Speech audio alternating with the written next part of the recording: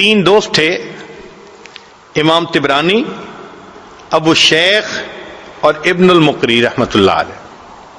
یہ تینوں مسجد نبوی میں علم حاصل کرتے تھے. اللہ کی شان کے تینوں کے پاس خرچہ ختم ہو گیا، تو 3 دن تک تو تینوں نے فاقہ برداشت کر لیا. 3 دن کے بعد فاقہ برداشت کرنا مشکل ہو گیا، تو 2 دوست تو چلے گئے اپنے گھروں کو واپس. امام طبرانی رحمۃ اللہ فرماتے ہیں کہ میں نے کہا نہیں، میں ابھی یہاں سے نہیں جاتا، لیکن بھوک سے اتنا نڈھال کہ لیٹا ہوں، مجھ سے اٹھ کے بیٹھا نہیں جاتا. بھئی جب 5 دن ہو جائیں بھوکے، پھر تو انسان کے لیے کھڑا ہونا مشکل ہوتا ہے نا. کہنے لگے اچانک میرے دل میں خیال آیا، طبرانی تو مسجد نبوی کے ایک طالب علم ہونا، تو یہاں تو میزبان اللہ کے پیارے حبیب صلی اللہ علیہ وسلم ہے، تو اپنے میزبان کو جا کے بتائیں. کہنے لگے یہ خیال آنے کے بعد میں مواجہ شریف پہ حاضر ہوا، سلام کیا، اور سلام کرنے کے بعد میں نے اتنا کہا، یا رسول اللہ صلی اللہ علیہ وسلم الجوع، اے اللہ کے حبیب صلی اللہ علیہ وسلم بہت بھوک لگی ہے. کہتے ہیں پھر اس کے بعد میں مسجد سے باہر نکلا کسی کام کی غرض سے. میں نے دیکھا ایک عربی آدمی، وہ ہنڈیا لی ہوئی ہے، روٹیاں ہیں، اور میرا نام پکار رہا ہے.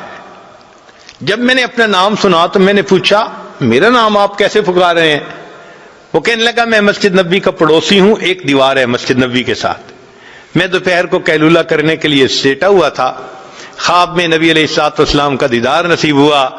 فرمایا کہ تم مسجد کے پڑوسی ہو اور مسجد میں میرا ایک مہمان بھوکا ہے، اسے کھانا کھلاؤ. میری آنکھ کھلی، میں نے دیکھا کہ میری بیوی نے ابھی چولہے سے ہنڈیا اتاری تھی، روٹیاں گرم تھیں.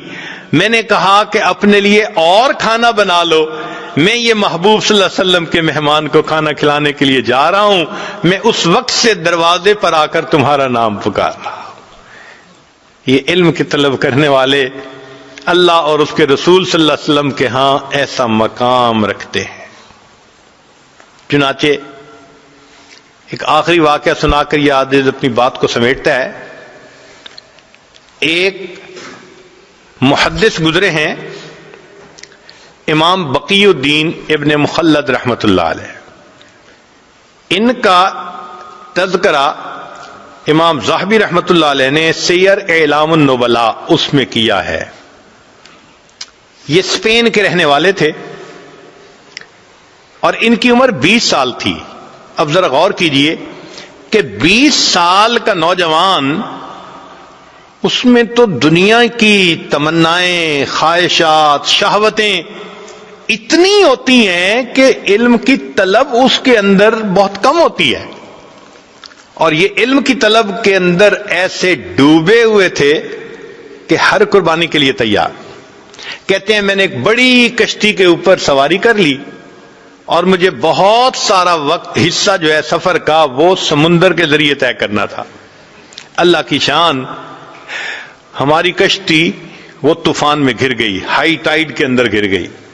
اور جب ہائی ٹائیڈ کے اندر کشتی گر جائے تو ایسے لگتا ہے کہ ابھی الٹ جائے گی. ہم لوگوں کو بیماری ہو گئی، جو پیٹ میں تھا وہ سب ہم نے کہہ کر دی، طبیعت خراب، کچھ کھانے کو دل نہیں چاہتا. پھر ہمارے پاس پینے کو پانی بھی نہ رہا تو ہم سمندر کا نمکین پانی پیتے تھے. پھر ایک وقت آیا کھانے کو بھی کچھ نہ رہا. ہمیں 1.5-2 مہینے وہاں طوفان نے گھیرے رکھا، ہم سفر نہیں کر سکے. اب کپڑے بھی میلے، نان نفقہ بھی ختم، اور سمندر کے اندر ہم اپنی موت کے انتظار میں. مگر اللہ کی شان کہ اللہ رب العزت نے حفاظت کرنی تھی. طوفان ختم ہوا اور ہمارا سفر شروع ہوا، اور ایک وقت آیا کہ ہماری کشتی کنارے لگی. میں نیچے اترا، اپنی گٹھڑی میں نے اپنے کندھے پر اٹھائی، سر پہ اٹھائی، اور میں نے سفر شروع کیا. اس لیے کہ مجھے کئی 100 میل کا سفر پیدل کرنا تھا. جانا کہاں تھا؟ بغداد جانا تھا، امام احمد بن حنبل رحمۃ اللہ علیہ سے حدیث پڑھنے کے لیے. یہ ان کے دل کی تمنا تھی. کہتے ہیں کہ میں دن رات پیدل چلتا رہا، سفر کرتا رہا، حتیٰ کہ جب میں نے بغداد شہر کو دیکھا نا آنکھوں کے سامنے، تو میرے جسم نے جواب دے دیا، اتنی تھکن تھی، میں ایک درخت کے نیچے گٹھڑی کو رکھ کر لیٹ گیا اور بہت گہری نیند سو گیا۔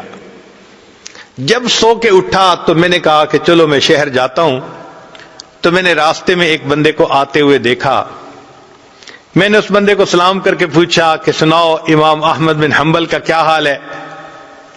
اس نے کہا کیوں پوچھ رہے ہو؟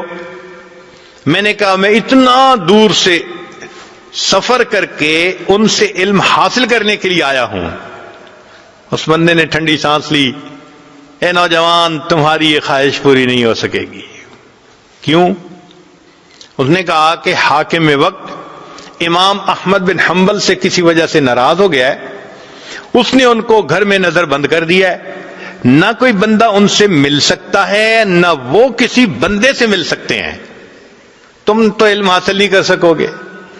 کہتے ہیں کہ یہ خبر بجلی بن کے گری میرے دل پر، مگر میں چلتا رہا حتیٰ کہ شہر پہنچ کے ایک سرائے کے اندر میں نے کمرہ کرائے پر لے لیا اور میں وہاں رات کو لیٹ گیا۔ اگلے دن اٹھا تو میں نے سوچا اتنا بڑا شہر ہے، آخر کہیں تو حدیث کا درس ہوتا ہوگا۔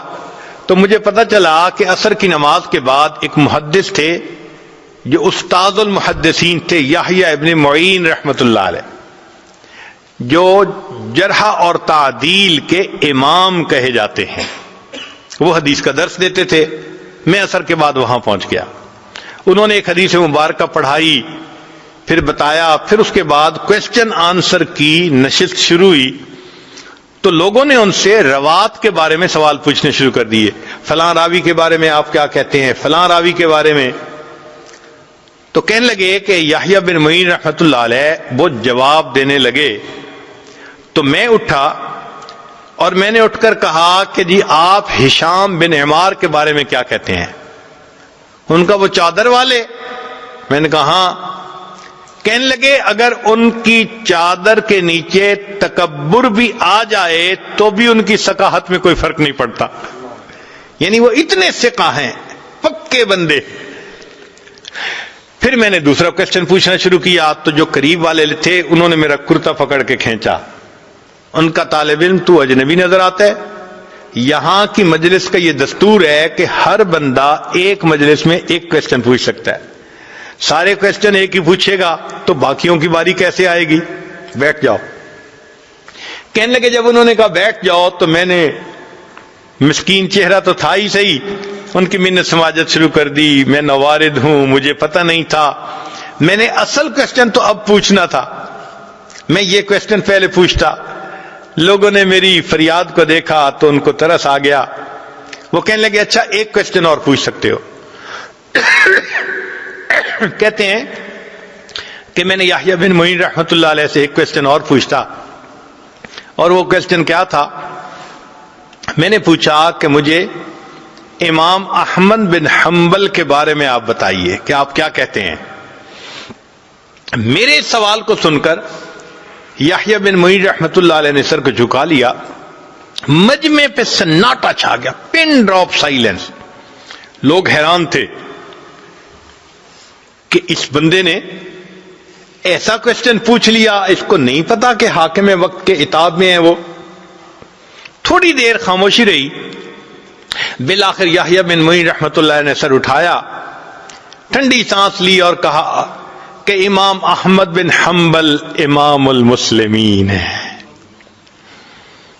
جب انہوں نے یہ الفاظ کہے کہ احمد بن حنبل امام المسلمین ہیں تو میں نے دل میں اور پکا ارادہ کر لیا کہ میں نے ان سے حدیث پڑھنی ہے۔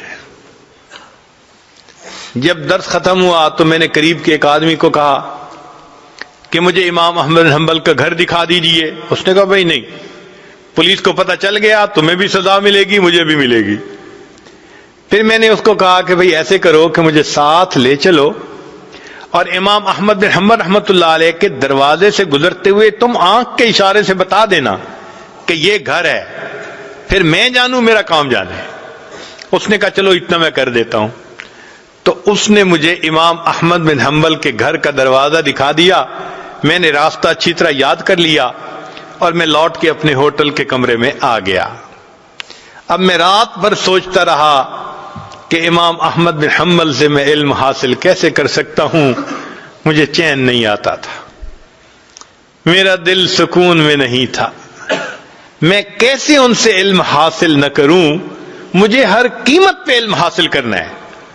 کہنے لگے جب صبح اٹھا تو میرے ذہن میں ایک خیال آیا، میں نے کیا کیا، اپنے ایک گھٹنے کو کپڑے سے باندھ لیا، یعنی جیسے کوئی وونڈ ہوتا ہے تو میں نے اس کے اوپر کپڑا باندھ دیا اور ایک لاٹھی پکڑ لی اور ایک کشکول بھی ہاتھ میں لے لیا، اور باہر نکل کے میں نے بھیک مانگنی شروع کر دی۔ اس زمانے میں جو سائل بھیک مانگتا تھا وہ چیزیں نہیں مانگتا تھا، صرف ہاتھ پھیلا کر اتنا کہتا تھا اجرکم علی اللہ، اور اجرکم علی اللہ کہنے پر لوگ سمجھ جاتے تھے کہ اس کو ضرورت ہے، کچھ دے دیتے تھے کچھ نہیں دیتے تھے۔ کہنے لگے کہ میں شہر کی گلیوں میں بھیک مانگتا رہا، کچھ لوگ مجھے سوالیہ نظروں سے دیکھتے کہ چہرے سے تو یہ نوجوان نظر آتا ہے، کیوں بھیک مانگ رہا ہے، اور کچھ ترس کھا کے کچھ دے دیتے۔ میرے لیے بھی یہ ایک عجیب ایمبیرسمنٹ والی کنڈیشن تھی کہ میں بھیک مانگ رہا تھا لوگوں سے، اور ان کی طرح طرح کی نظریں میں برداشت کر رہا تھا۔ مگر میں ایسے وقت میں امام احمد بن حنبل رحمۃ اللہ کے دروازے پر گیا کہ جب لوگوں کی چلت پھرت ذرا کم تھی، جیسے دوپہر کے بعد قیلولہ کا وقت ہوتا ہے، لوگ سو جاتے ہیں۔ اس وقت پہنچ کر میں نے بڑے درد سے یہی آواز لگائی، اجرکم علی اللہ، اجرکم علی اللہ۔ میری آواز سن کر امام احمد بن حنبل رحمۃ اللہ علیہ نے بھی سوچا کوئی بڑا ہی محتاج ہے جو میرے دروازے پہ آیا ہے۔ امام صاحب نے دروازہ کھولا، ان کے ہاتھ میں ایک سکہ تھا جو وہ مجھے دینا چاہتے تھے۔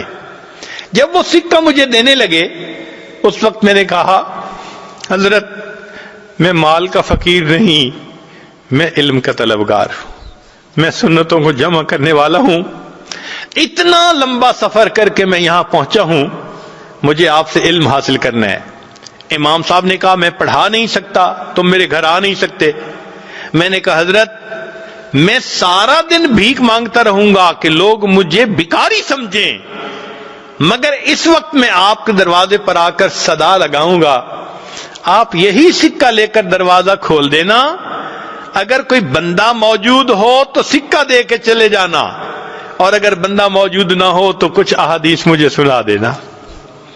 امام صاحب اس پہ تیار ہو گئے، کہتے ہیں پورا سال میں بغداد میں بھیک مانگتا تھا، اور پھر ایک وقت میں استاد کے پاس پہنچ کے وہ کبھی چند حدیثیں سنا دیتے اور میں ان کو سنتے ہی یاد کر لیتا تھا۔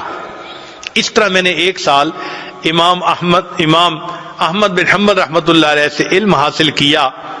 اللہ کی شان کے ایک سال کے بعد جو وقت کا حاکم تھا وہ فوت ہو گیا، جو نیا حاکم بنا اس کو امام احمد بن حنبل رحمۃ اللہ علیہ سے عقیدت تھی، اس نے نظر بندی بھی ختم کر دی اور مسجد میں دوبارہ درس بھی شروع کروا دیا۔ جب پہلا دن امام صاحب نے درس دینا تھا تو جامع مسجد لوگوں سے کھچا کھچ بھری ہوئی تھی، میں بھی وہاں پہنچا مگر آگے جانے کی جگہ نہیں ملتی تھی۔ بڑی محنت کوشش کے بعد میں ذرا آگے گیا، امام صاحب نے دور سے مجھے دیکھا تو امام صاحب نے فرمایا لوگو ذرا راستہ دے دو، علم کا صحیح طلبگار تو یہ نوجوان ہے۔ علم کی تاریخ میں ایسے بھی حضرات گزرے کہ جو بھیک مانگنے کے بہانے اپنے استاد سے علم پاتے تھے۔